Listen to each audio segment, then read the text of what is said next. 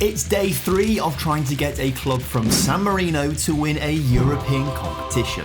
So far, we've taken La Fiorita to the Conference League round of 16 and lost at that stage of the competition for 3 seasons in a row. So today, we have to get further. And to do that, I think we need to tweak our tactic. Obviously, it's working pretty well so far, but I don't think we need to rely on focusing play down the left-hand side anymore.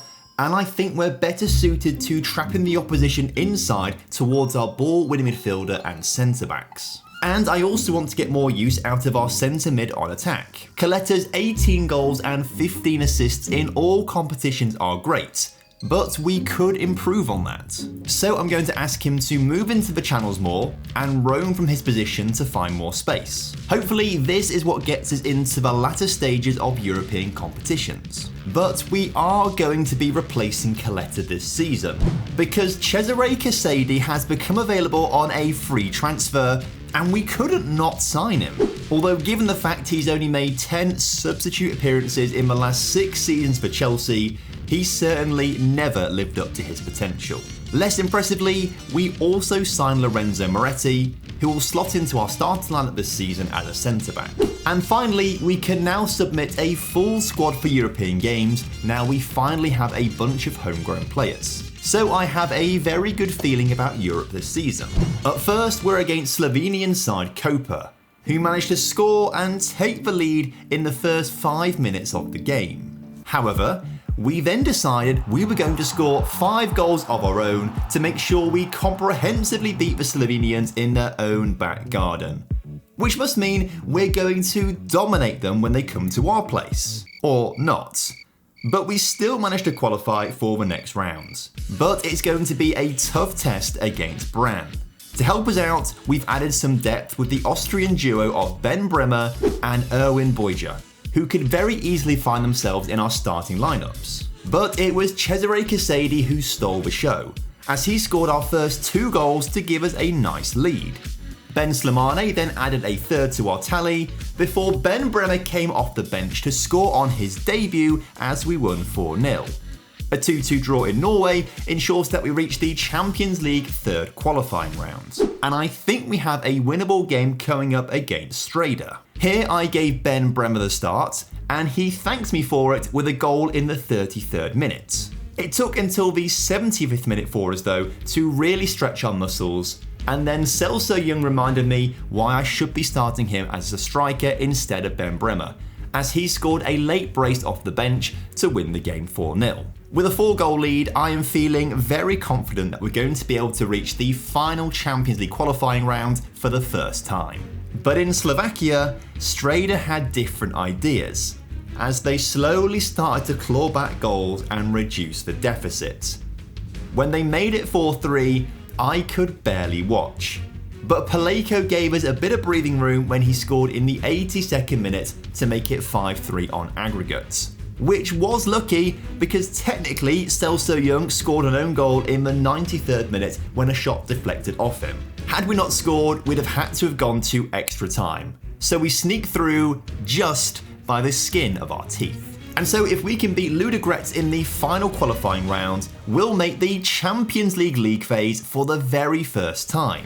We were well up for the game and opened up the scoring 6 minutes in, as Delmas was left completely unmarked at the far post. 10 minutes later, and we were running rings around Ludogorets as Delmas found the advancing Casady, who made it 2. Then he grabbed his second of the night, partly due to a defensive error that let us easily cross the ball into the penalty area. And then Enzo Gabriel scored a pile driver moments before half time. So by contrast, the second half was pretty boring. It took until the 68th minute for us to score another goal as Massaysar cut inside from the left to finish. But Ludogorets were able to get themselves a goal with 10 minutes to go to reduce the deficit to 4. Surely we aren't going to bottle this sort of lead in the second leg, right? Well, it was never in doubt, as we drew 2-2 and incredibly have made it all the way to the Champions League phase, where we're going to take on some of the best teams in Europe and see what our plucky squad of heroes can do. And it's also nice to be given £12 million for reaching this stage, which is insane for a club like us. But the biggest upside of all of this is a contract renewal. We keep rejecting rubbish bids from big clubs for Celso Young, but now we're in the Champions League, he's decided he wants a new contract with us. So obviously, we gave him exactly what he wants, which wasn't very much anyway, and he signs a new 3-year deal. Up first, we host Barcelona, and somehow we opened up the scoring 2 minutes into the game. It got even better when Celso Young, fresh of his new contract, scored in the 6th minute to double our lead. And I thought I was dreaming when Paleko scored to make it 3-0 to La Fiorita in the 23rd minute. La Fiorita 3, Barcelona 0. We held the 3-goal lead all the way until the 73rd minute when we gave away a penalty. Julian Alvarez obviously scored it. But this allowed Barcelona back into the game, as Pedri scored their second, and then Ansu Fati equalised for the Catalans in the 83rd minute. And then Julian Alvarez broke our hearts when he scored in the 89th minute to complete Barcelona's comeback. I have no idea how we played so well, but if we can do that to Barcelona, imagine what we could do to the other teams. We managed to score twice to narrowly beat Young Boys 2-1 in Switzerland for our first win of the league phase. And then, Ben Bremer scored the only goal of the game as we beat FC Copenhagen in San Marino. And when we travelled to Amsterdam, we took the lead twice, but Ajax were able to fight back both times and we drew 2-2 with the Dutch Giants. 7 points from an available 12 sees us climb up to an insane 10th spot in the league phase at the halfway mark. I don't understand how we're doing this. I mean, compare Celso Young to Ajax's starting striker. I would take the Ajax man 10 times out of 10. So maybe we've just created a perfect formation with our tweaks this summer. But we were brought back down to reality when Wolfsburg destroyed us 4-1 and Arsenal also beat us. But that was only by 1-0. However, we were able to get a 2-2 draw at home against none other than Inter Milan, and perhaps our best result of the entire series, we dismantled Sporting and beat the Portuguese side 4-0 at home. So against the odds, we qualify for the knockout rounds, finishing ahead of teams like Dortmund, Atletico and Marseille. But Bayern Munich in the knockout playoff round seems like it's going to be the end of the road. Especially when we pull off our usual trick of giving away a cheap penalty early in the game, which Bayern went on to put in the back of the net. Some sloppy defensive work allowed Bayern another chance, but luckily they put the ball wide of the post. However, all hope was lost when left-back Medaglia was then sent off for a second yellow card in the 34th minute. But we did manage to keep the score at 1-0 up until half-time. Caligaris made some huge saves early in the second half to keep the deficit to just 1, but the second goal was inevitable, and it eventually came 57 minutes in. Incredibly though, despite their domination, that's all they got, which makes this game almost feel like a win. But a comeback wasn't going to happen. Impressively though, we did only lose 1-0 away from home, so although we've been knocked out, we can hold our heads high knowing what we've achieved. Failing that, we can hold our heads up with the piles of cash we've been given, £30 million in prize money from the Champions League. I think I am going to give up with youth development though. It's another terrible intake this season, and for some reason we still can't ask for an upgrade to our youth facilities, and it's now been 4 years since their last upgrade. This season we won every single game in the league for a perfect record, where we now lose a Conference League spot, but gain a Europa League place instead. And incredibly, Cesare Casade ended up as our top scorer this season from the centre of midfield. However, we were only able to sign him and Moretti on 1-year deals that broke the club's wage structure. But thanks to the Champions League money, we can extend Casade for 2 more years on double the salary. I am tempted to release the other 9 players out of contract though, as I think we should be able to bring in some great players after the season we've just had. We've been drawn against Differdange from Luxembourg, so we need new players before the game. We signed up 7 new bodies in time for the match, including Fabian Lafont for £650,000, who becomes our record signing from Dunkirk. We also signed Eduardo Colombo, who actually plays for the San Marino national team, to be our new keeper. But it's Nicolo Pasili that I am most excited to get, as he's far and away our best player. So much so, he's likely to take Casady's spot in the team. As you can see, he's almost better than him in every single area of the game. So with hindsight, maybe we shouldn't have given Casady such a mammoth new contract. Also with hindsight, you should have subscribed to the channel by now. We're getting so close to 200,000 subscribers, so if you do subscribe, I will love you forever. My love is more guaranteed than that of your own mother's. Pasili got a hat-trick in an 8-0 win in the first leg, while Celso Young ran the show in the second leg as we won 7-0 away from home. However, I am more impressed with our new signing, Guido Dimitri, because he's signed for us over Serie A clubs like Spezia and Monza. If we're now beating top division Italian sides to players' contracts, then I think we're going in the right direction. He also looks pretty handy as well, so I'm pleased we've signed him to start at left centre-back. However, we have a tough test up next against Shamrock Rovers, but Casady opened up the scoring just before half-time. Rovers, though, came back and equalised just after half-time to draw the first leg. But in Ireland, we looked the stronger of the two sides, as Celso Young gave us the lead before new boy Pasili secured a 2-0 win on the night to progress. In the third qualifying round, we're up against Slovan Bratislava, which was a lot easier than I was expecting, as we managed to score 4 goals in the first half alone on our way to a perfect 5-0 win in the first leg. A 2-2 draw away in Slovakia means we once again reached the final Champions League qualifying round and we're taking on Slavia Prague. Beat the team from the Czech Republic and we're once again in the Champions League. 12 minutes in and we came agonisingly close as Pasili's header hit the crossbar, but we were able to pounce on a defensive error which allowed new right winger Lafont to open up the scoring. We then won the ball in the midfield and fed it through to the advancing Pasili, but his effort was over the bar.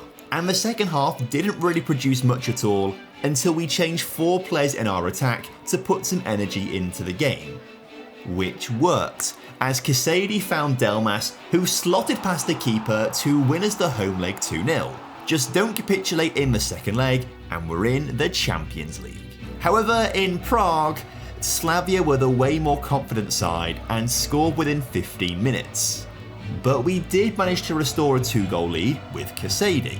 However, right at the start of the second half, the referee gave a very dubious penalty to Slavia, which they scored. And to make it worse, they also scored from a free kick. So it's now 3-3 at full time, and we're having to go to extra time, where 3 minutes in, Slavia scored to take the lead.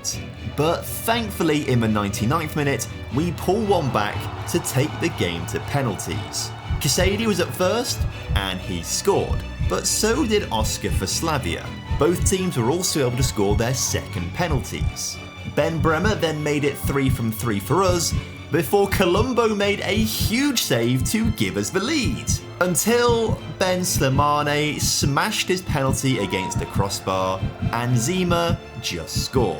Then new signing Edvinson had his effort saved by the keeper, which means when Slavia scored, they won 4-3 on penalties and knock us down into the Europa League, which I'm actually pretty happy about. I have to keep reminding myself we're aiming to win a European competition, not the Champions League. So actually it is more advantageous to us to be in the Europa League rather than the Champions League because we've got a better shot of winning it. But we have been given some really difficult fixtures, so this might be more of a challenge than I thought. However, we skipped past Trabzonspor, winning 4-2 at home, and kept a clean sheet as we eased past Dinamo Zagreb 2-0. We just about beat Georgian side Dinamo Batumi 2-1 at our place before we travelled to Belgrade and Ben Bremer scored all 4 of our goals in a monumental 4-1 win over Partizan. Then we thought we'd go back to Belgrade for more, but this time we put 3 goals past Red Star in an equally impressive 3-0 win. We also picked up points as we drew with Marseille, Spurs and Mostar to incredibly go unbeaten in the league phase and finish 3rd in the table, meaning we skip a knockout round and go straight through to the round of 16. There's no way our players are good enough for this, so it has to be our tactics that are just really good. We've been drawn against Shakhtar Donetsk, who beat us in the Champions League qualifying round in Season 4. I'd like to think we've improved vastly since then, but when Shakhtar scored within 90 seconds of the game, I started to think otherwise. But just 2 minutes later, the referee played a really nice advantage as Celso Young was pulled back, which allowed Lafont to go through on goal and score to level things up. Celso Young had another chance to add a goal as he took on 3 defenders, got his shot away, but had the effort saved. Just before half-time, our left-back Medaglia was lucky not to get a second yellow card and give away a penalty. But maybe he should have, as Shakhtar scored anyway. Celso Young had the chance to get us back on level terms, but the keeper pulled off an incredible save. But from the resulting corner, the initial clearance fell to Medaglia, who rifled home his shot to make it 2-2. In the end, not a bad result away from home. At our place, we took the lead through Paul Ocon, a defensive midfielder we signed in summer. But Shakhtar got straight back on level terms minutes later.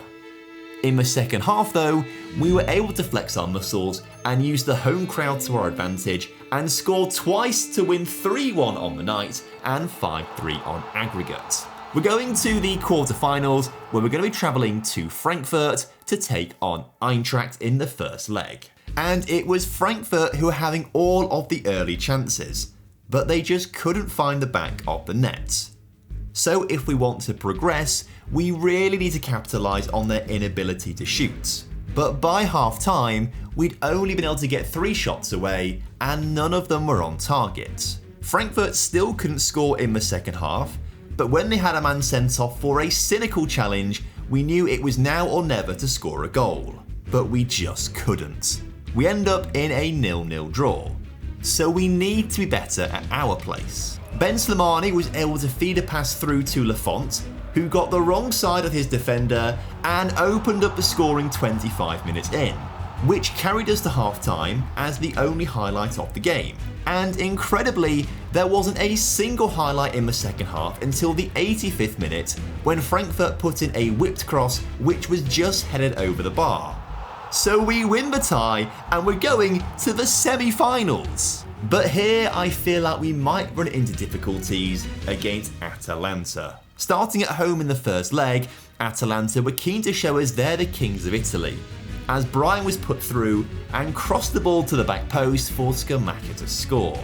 They then played some beautiful passes through our midfield and over the top of the defence for Charles de Ketelaere to double their lead. Our best chance of the game came just before half-time as the ball was tackled into the path of Celso Young, who hit the post, meaning we go into the break 2-0 down. A rare mistake from star midfielder Pasili led to Koopmeiners coming away with the ball, causing panic in our back line, and we fouled him in the area. He then put the ball in the back of the net to make it 3. We thought we could get ourselves back into the game on a quick counter-attack, but the eventual shot went wide of the mark.